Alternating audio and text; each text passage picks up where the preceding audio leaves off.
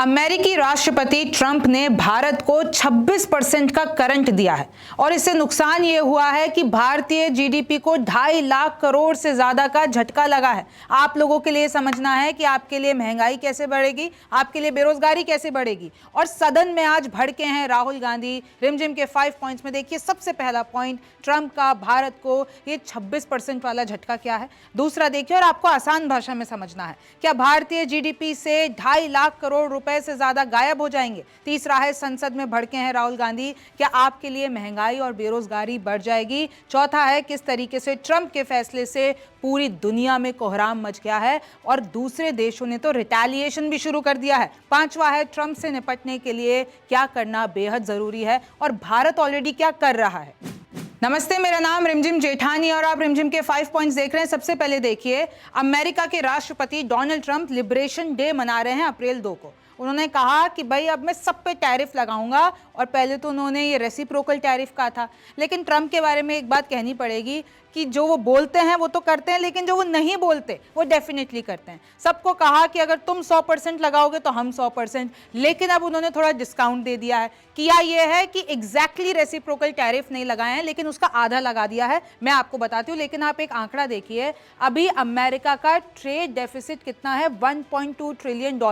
यानी ये जो ट्रेड डेफिसिट होता है, अगर मैं आपको आसान भाषा में समझाती हूँ, तो भाई जो यूएस इंपोर्ट करता है वो $1 ट्रिलियन इंपोर्ट करता है। यानी जो बाहरी सामान अमेरिका में आता है वो बहुत ज़्यादा आता है, जो अमेरिका से बाहर जाता है वो बहुत कम जाता है। तो उसकी जो डिफरेंस होता है वो ट्रेड डेफिसिट होता है। और आपको पता है, ट्रेड वॉर, टैरिफ वॉर, आपने बहुत ये शब्द सुन लिए होंगे। तो बेसिकली 26% टैरिफ लगाया है भारत के ऊपर। अब टैरिफ क्या होता है, आपको पता है कि दो देशों के बीच में कोई भी ट्रेड डील होती है तो जो इंपोर्ट पे टैक्स लगाया जाता है और उन्हीं कंपनीज पे लगाया जाता है जो इंपोर्ट करती है, उसको हम टैरिफ कहते हैं। और देखिए, एक तरीके का आप ये टैक्स मान लीजिए।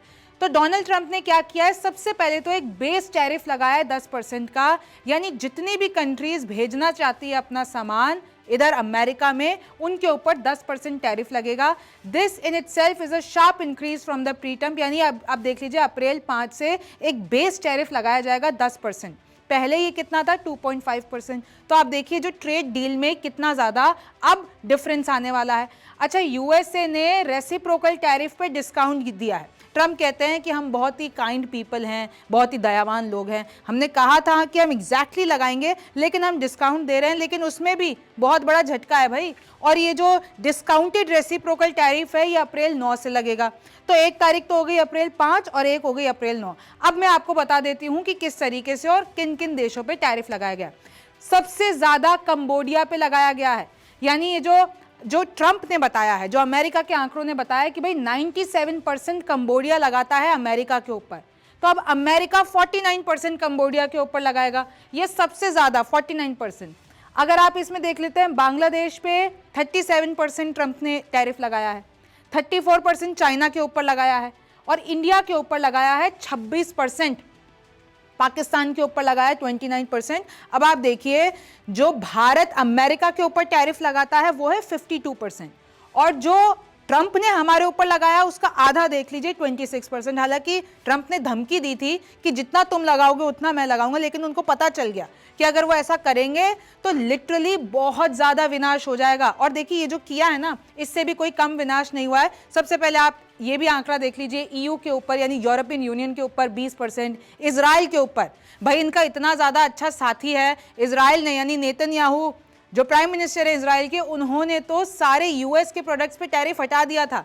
लेकिन फिर भी ट्रंप ने उनको बख्शा नहीं, भाई दोस्त हैं नेतन्याहू, तो फिर भी इजराइल के ऊपर 17% लगा दिया। यूके आप देखिए कि इनमें पूरा 10% है, यानी 10% UK, Brazil, Singapore, Chile, Colombia ये लगाते हैं। तो अमेरिका भी 10% लगाएगा। अच्छा, ये तो हो गई अब टेबल की बात। अब आप इसको थोड़ा और आसान भाषा में समझिए। अब आप देख सकते हैं कि किस तरीके से व्हाइट हाउस ने कहा है कि भाई ये जो भारत है ना, वो हम लोगों को लूटता हुआ आया है। ये कहना है अमेरिका का। अमेरिका ये कह रहा है कि इंडिया के लोग, यानी इंडिया में जो हम ट्रेड करते हैं, वो इतना ज़्यादा टैरिफ लगाया जाता है, आज तक अमेरिका को लूटा गया है, अब हम भी नहीं बख्शेंगे।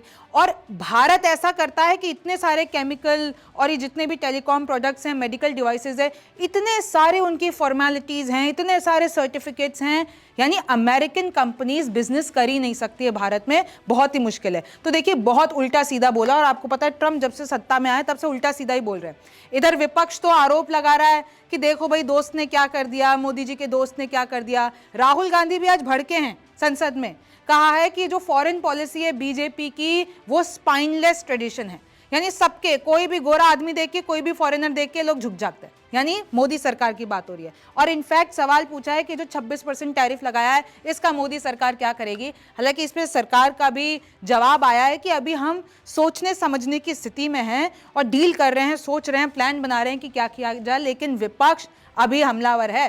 विपक्ष ये कह रही है कि देखिए भाई दोस्त ने क्या कर दिया, और अब इस सबका जो भुगतान है वो जनता को करना पड़ेगा, यानी भारतीय जनता को करना पड़ेगा। अब मैं आपको बताती हूं कि आपके लिए क्यों दिक्कत वाली बात है।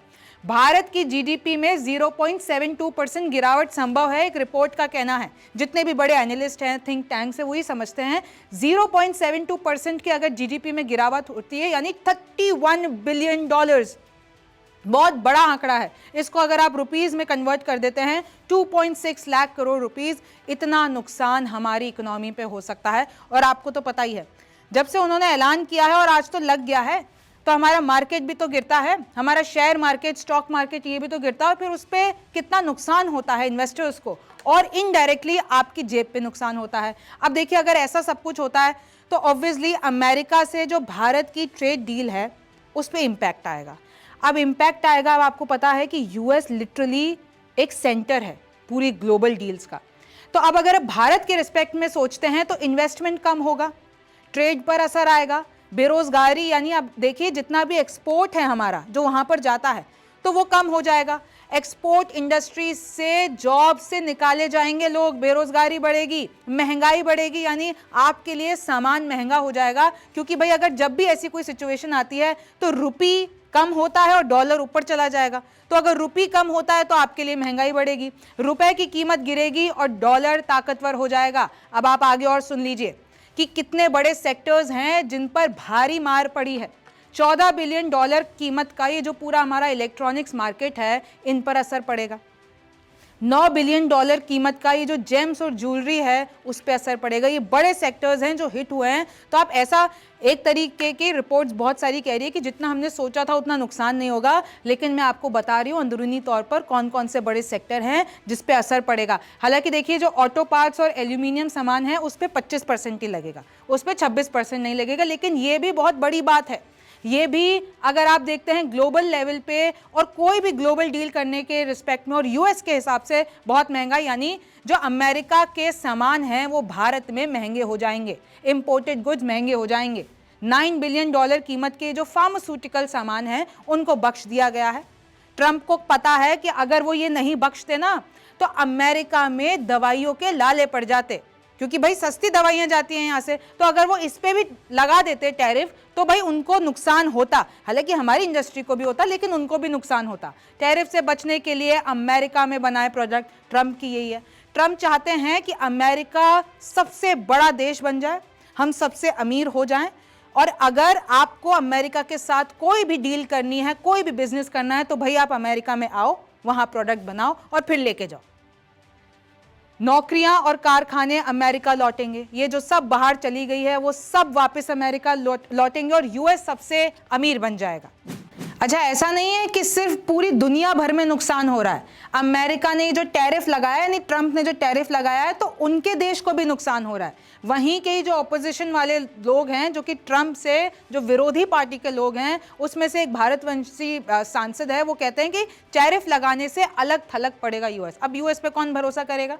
क्यों यूएस से डील करना चाहेंगे जब इतनी धमकियां मिल रही है, जब इतनी इज्जत नहीं है और इतनी जलील होना पड़ रहा है सारे देशों को? तो भाई कौन करना चाहेगा? यूएस की जीडीपी में भी गिरावट आएगी, और अगर जवाबी कार्रवाई कर दी किसी बड़े देश ने तो भाई आपके इधर भी यानी अमेरिका के इधर भी मैं आपको बता दूं गिरावट देखने को मिलेगी, महंगाई होगी, वहां के भी लोग परेशान होंगे। अब देखिए higher inflation to the US, यानी अमेरिका में भी महंगाई होगी भैया। यूएस सिटीजन अगर उनको महंगाई नहीं चाहिए तो एक ही ऑल्टरनेटिव है, या तो रुपया इतना गिर जाए कि 85 जो अभी चल रहा है वो 108 आ जाए, तब तो भाई अमेरिका के लोगों को कोई फर्क नहीं पड़ेगा। लेकिन ऐसा होने नहीं वाला है। 85 कीमत है तो अभी 26% का झटका तो अमेरिकी लोगों को भी लगा है, और मैं आपको आगे और बताऊंगी। लेकिन देखिए अगर डॉलर और ज्यादा ताकतवर होता है, रुपया और गिरता है, तो भारत अपनी परचेसिंग पावर लूज कर देगा, और ये बहुत ही ज्यादा टेंशन वाली बात है। तो भारतीय सरकार को जल्द कुछ करना पड़ेगा इससे निपटने के लिए। और आखिरी पॉइंट में मैं आपको बताऊंगी। तो देखिए अगर रुपया कमजोर होता है तो क्रूड ऑयल का जो कॉस्ट है वो बढ़ जाएगा, और अगर इससे सब बढ़ जाएगा तो हायर डोमेस्टिक इन्फ्लेशन यानी महंगाई, और मैं आपको बता रही हूँ आपसे सब्जी से लेकर फल से लेकर आपके पेट्रोल से लेकर सब कुछ महंगा हो जाएगा। तो आप ये मत सोचिए कि ग्लोबली कुछ चेंजेस हो रहा है तो सानू की, ये आपके पॉकेट पर असर डालता है। अभी रुपये का कीमत है डॉलर के अगेंस्ट 85, और देखिए यूएस सिटीजन भी will have to face 26% higher prices, यानी भारत का जो सामान वहां पर जाता है तो भाई 26% का करंट उनको भी लगा है।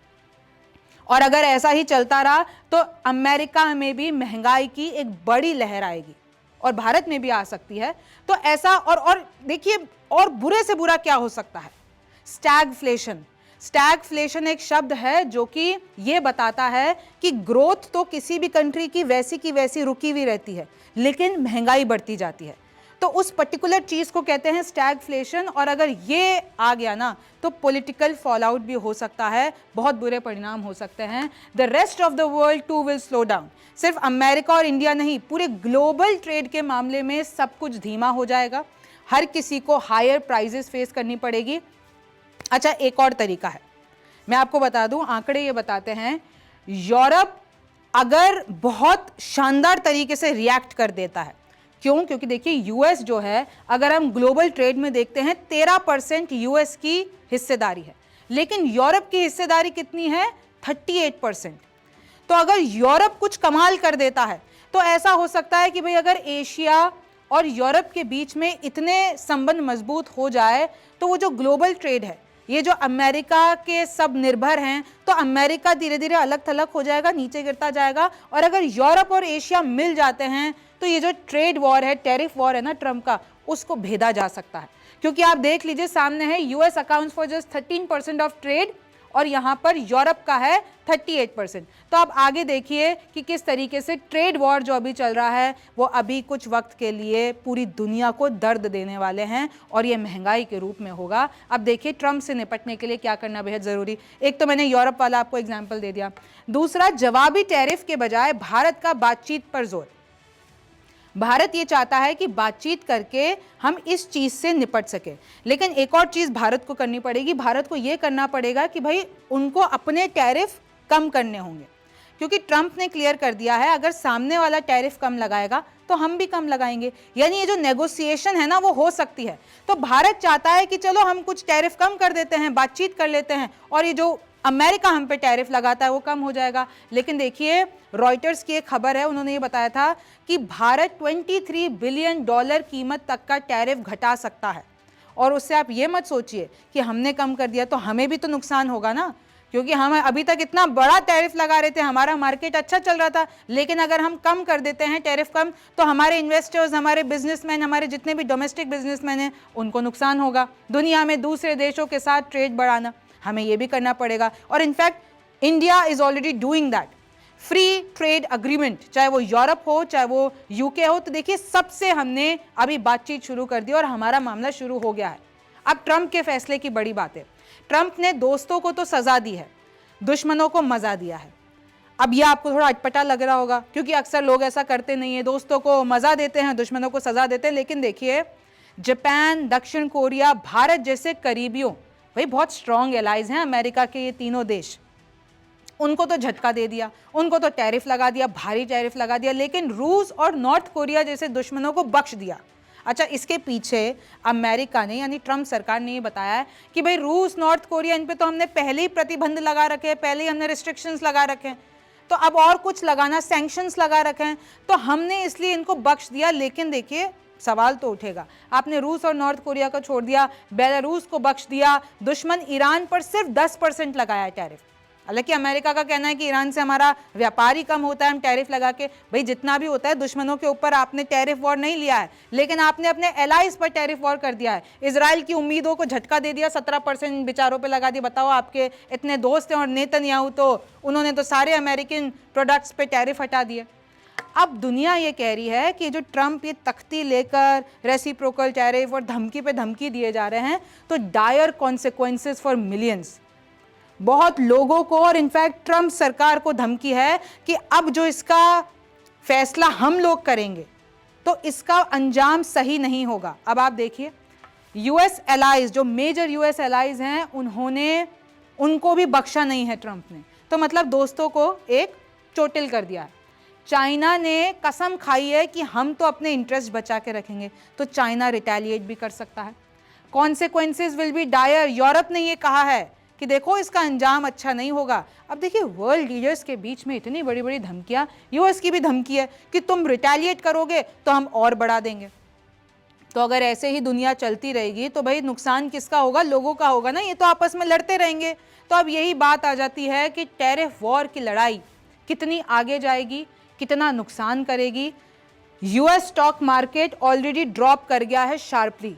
मतलब ऐसा तो होता है कि अगर आपने वो कहावत सुनी होगी कि एक उंगली आप सामने वाले को दिखाते हो तो 4 तो आपके पास रहती है। यही ट्रंप साहब के साथ हो रहा है कि वो पूरी दुनिया को उंगली दिखा रहे हैं, लेकिन उनको ये भी समझ जाना चाहिए कि भाई उनके देश के साथ भी क्या हो रहा है। स्टॉक मार्केट ड्रॉप किया है शार्पली। दूसरे देशों के साथ अगर वो ऐसा करना चाहते हैं तो उनको ये भी पता चल जाना चाहिए कि कहीं अमेरिका के साथ ही उल्टा गलत ना हो जाए। आपका इसके बारे में क्या सोचना है, मुझे कमेंट सेक्शन में ज़रूर बताइए। अब हमारी विश तो यही है कि भाई टैरिफ वॉर है, उस पर जनता जिसका इससे कोई लेना देना नहीं है उस पर असर ना पड़े। खैर आगे क्या होता है ये तो वक्त बताएगा। आप रिमझिम के 5 पॉइंट्स देखते रहिए। मेरा नाम रिमझिम जेठानी है, आपसे फिर मुलाकात होगी। India has offered its unflinching loyalty and undying friendship to the US. We have done everything possible to promote and protect the interest of the US and US companies in India. In fact, last week, the Honorable Finance Minister moved an amendment in the Finance Act and removed Google tax, which was an equalization levy of 6% on US companies like Meta, like Amazon, Google, etc., which has caused us a loss of about 3,000 crores. All this was done in order to woo the US administration. Supplementary. But despite, sir, I'm just setting the context. But you have allowed others. Despite this morning, the Trump administration has levied a 26% Trump tariff on Indian goods, which is likely to wreck the Indian economy, hit us by 50 to 100 basis points in terms of GDP loss, and we will lose our competitive advantage in the global market, particularly ensuring that the doors of the US market are closed for India. एक पुराने जमाने का गाना याद आता है sir, अच्छा सिला दिया तूने मेरे प्यार का, यार ने ही लूट लिया घर यार का. It is in this context that I would like to ask the Honorable Minister through you, sir. It is in this context that I would like to ask the Honorable Minister through you that should we not withhold the requisite approvals for Elon Musk's Starlink, who is a very visible part of the US administration, and use that as a bargaining chip to renegotiate these Trump tariffs?